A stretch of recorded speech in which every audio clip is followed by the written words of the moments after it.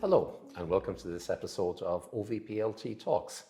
And I'm joined today by Lyndsey Amoud, Deputy Director of our Centre for Adult Continuing Education for ACE.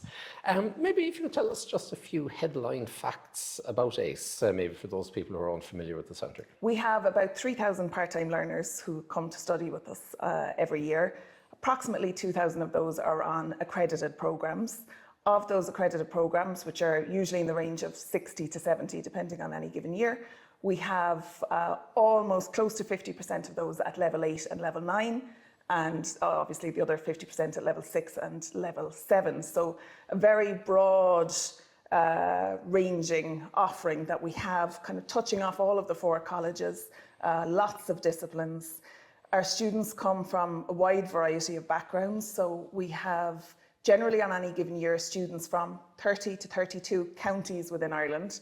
And on one of our last data checks, we had students registered from 50 countries across the world. So very interesting student population. Yeah, and in total number of credit-bearing programmes in ACE? Usually between the 60 and 70 mark, depending on the year. And there's been big changes in ACE since the pandemic in terms of mode of delivery? Absolutely. So before the pandemic, vast majority of courses were face-to-face, and we were looking at developing as on a yearly basis, maybe moving 2 programs a year online. Obviously the pandemic changed all of that. So we're now at a stage where about 22% of our courses are fully face-to-face, and the vast majority of the rest of them then are in a blended or fully online mode. Great to see that. I often think as well that ACE often has some very interesting, how should I say, kind of EDI dimensions. Yeah, I think it comes from one of our fundamental principles that we operate on is the basis of inclusion, and really that commitment to the UNESCO ideal of leaving no one behind. And I think we strongly believe that anybody who wishes to study in higher education should find a pathway to it. I mean, I personally see higher education as a public good. It should be open to everybody.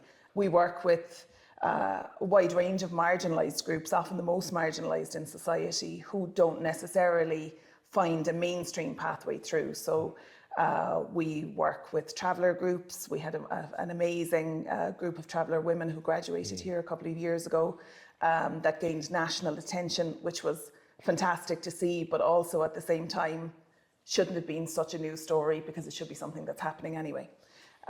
We do a lot of work with refugee communities, asylum seekers, and most recently then we've started initiatives up in the prison with prisoners, and we had 8 students come through a module on understanding drugs in a social context only a few weeks ago, and we had a graduation up in the prison. Yes, I saw that, and I think ACE really touches parts of the community that the rest of the university is hardly there for.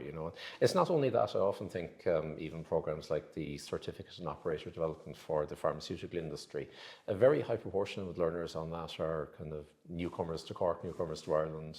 Absolutely, as well, and I think you see that at our graduation ceremonies.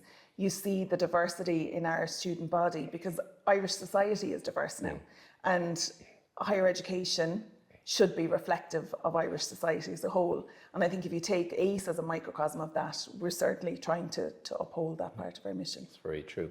And also ACE has, of all parts of the university, has some of the most significant links with industry and enterprise. One of our biggest enterprise partners is Pfizer. We designed bespoke courses for Pfizer back in 2008. And Pfizer, since several hundred graduates of their staff graduated from ACE programs since. Just last week at graduations, we had our first cohort come through from RSA.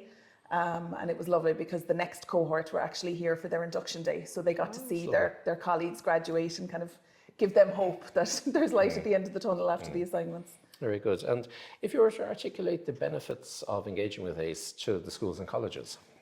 Firstly, on a philosophical level, I think it's a way to engage with the lifelong learning mission, which should be part of all of our units within the university, and it's only going to become more prominent over the next few years.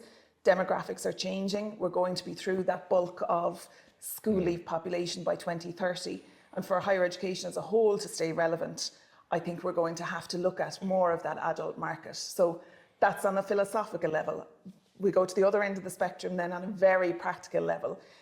There's an income stream attached to working with ACE, and lots of our partner departments and schools use that income to fund PhD students or to support research or attendance at conferences. So there's a very real, tangible benefit. Yes, right. I mean, we transfer back, is it close to €1 million every year, net of all costs, back into the colleges and schools that are engaging with ACE. So there's a huge benefit. Exactly, for and they that, also get to engage with our partners as well. So, you know, they get access to the community organisations if they're involved in courses like that, or for some of the other departments who work with us on our industry programmes, it's a nice way to improve their industry academic interactions as well. Very good.